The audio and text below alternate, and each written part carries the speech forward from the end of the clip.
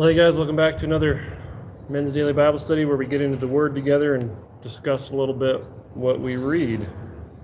For some reason, I'm all screwed up on what month it is. Like on the first couple of these, I put 9/16, 9/17, whatever. For some reason, my brain thinks it's September, and I'm just looking at my written log here of the daily deal, and I have 10.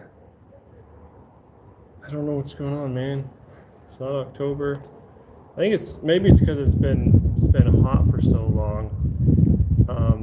Your brain's like, okay, surely by now summer's been far, like it should be like fall now or something.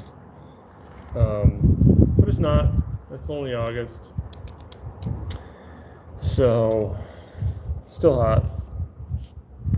But it's a dry heat. It has actually been dry, which is nice because 100 degrees with any level of humidity it's not good. All right, so Genesis 5, let's hop in. Here we go.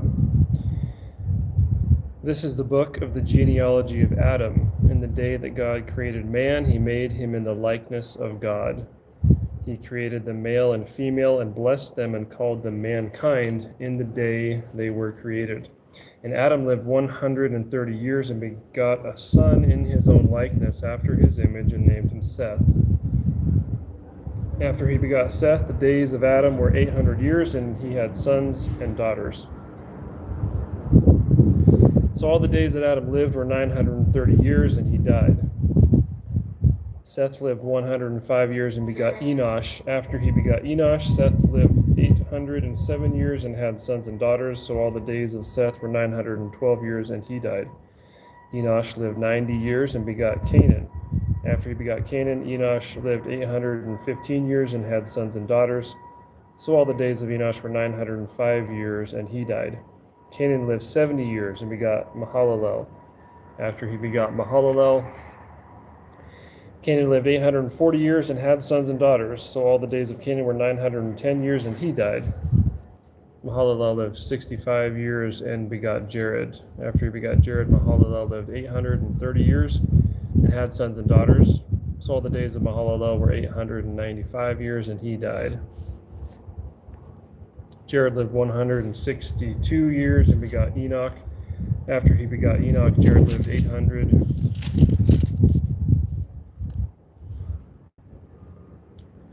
Excuse me. Wind blew my pages over. Jared lived 800 years and had sons and daughters. So all the days of Jared were 962 years and he died. Enoch lived 65 years and begot Methuselah. After he begot Methuselah, Enoch walked with God 300 years and had sons and daughters. So all the days of Enoch were 365 years, and Enoch walked with God, and he was not, for God took him. Methuselah lived 187 years and begot Lamech. After he begot Lamech, Methuselah lived 782 years and had sons and daughters. So all the days of Methuselah were 969 years and he died. Lamech lived 182 years and had a son, and he called his name Noah, saying, "This one will comfort us concerning our work and the toil of our hands, because of the ground which the Lord has cursed." After he begot Noah, Lamech lived 595 years and had sons and daughters. So all the days of Lamech were 777 years, and he died. And Noah was 500 years old, and Noah begot Shem, Ham, and Japheth.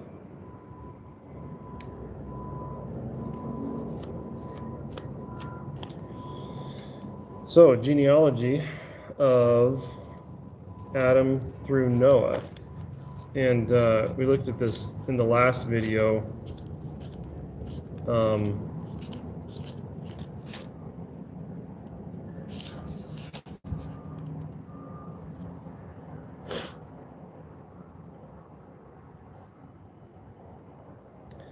And the genealogy of Christ in Luke chapter 3.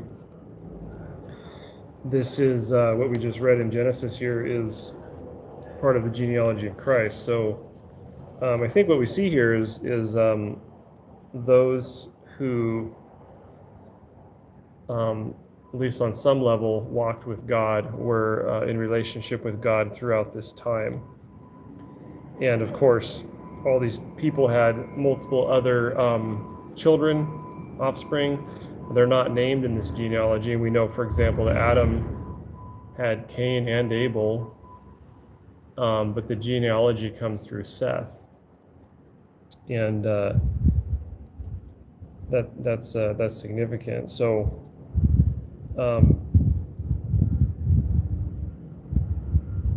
looking here in the previous chapter, so there was another. Sometimes you have the same names, different people, right? So in chapter 4, there's a Lamech, who is the son of Cain, the grandson of Cain.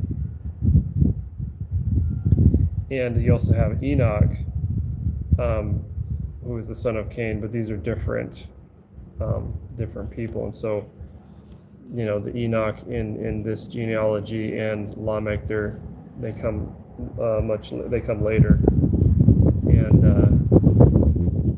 different people. So obviously it's interesting to see how long people were living at this time, and there's some discussion about whether these are literal numbers and things like that, and I'm not aware of any argument or reason to believe that they're not, or at least not very close to it. There is some different things about Near East documentation, the way that they would write histories. I guess there's some other significance to like the different numbers that they use and stuff like that, and sometimes I guess it's not meant to be taken as a literal number. I'm not aware of that in this case. But it makes sense to me that people were living this long at that time. The genome, our genes are degrading, right? Like the more they're copied over and over again, the more they degrade, and there's more errors, and that's just part of the nature of this world, where things fall apart and things move, as everybody knows, entropy or whatever, things move towards chaos and destruction and decay. And we experience this just on a very simple, practical level in our daily lives. Unless you put in effort to keep things in order and keep things in a more perfect state, they're going to tend towards chaos and decay, generally speaking. And so that's scientifically speaking, as far as I'm aware, biologically, the same thing is occurring with the genome in humans. And of course, you see that on an extremely accelerated, rate when you consider, like, for example, in times past, and not even so much in times past, but there's like royal bloodlines, for example, that intermarry, like, and to keep the royal blood pure and this kind of thing, and they would end up they'd end up looking pretty weird because they'd be deformed or like inbred, and so in that case you see like a extremely accelerated decay of the human genome, and so there's examples like that. But just in general, over thousands of years, the human genome is degrading. So this was very shortly after the creation of man, and so you can imagine Adam being created in a perfect state. There was no errors in his genes. There was no issues with that, and so it makes sense to me that humans would have the physical ability to live this long. And of course, this reminds me of, let's see here, whether or not humans were originally created as immortal. I don't know that to be the case, but remember back in chapter 3 where God says, "And now lest he put out his hand to take also of the tree of life and eat and live forever, therefore the Lord sent him out of the Garden of Eden." So, like I mentioned before, even though these guys are living a really long time, they don't live forever on the earth. And how that's actually, in this fallen sinful state, that's actually a mercy of God, because to live forever in that state is not, would not be a great thing. And so anyway, they're living a long time. We see this genealogy, and it gets us up to Noah, and then the next chapter's got some really interesting stuff too. So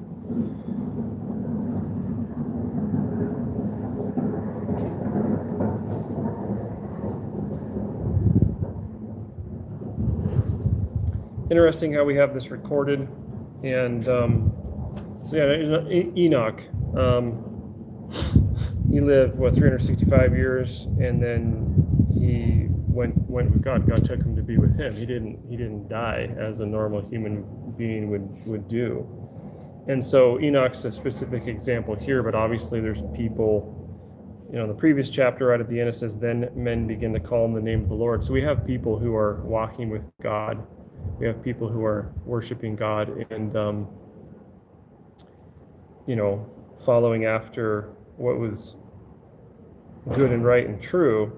And of course, there's many people who were not, and we'll see that more in the next chapter.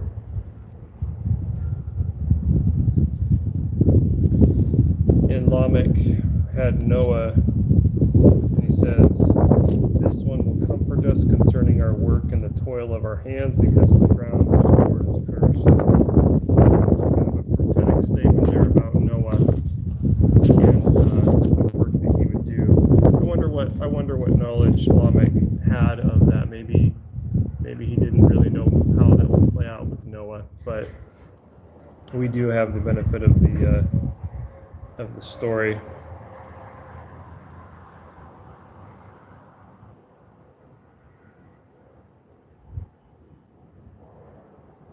So, interesting stuff there. I don't have a ton to say about that chapter in this one, but we'll pick up chapter 6 in the next video and continue forward with the text. So, hope you guys are having a good day. Appreciate you watching, and we will see you on the next video.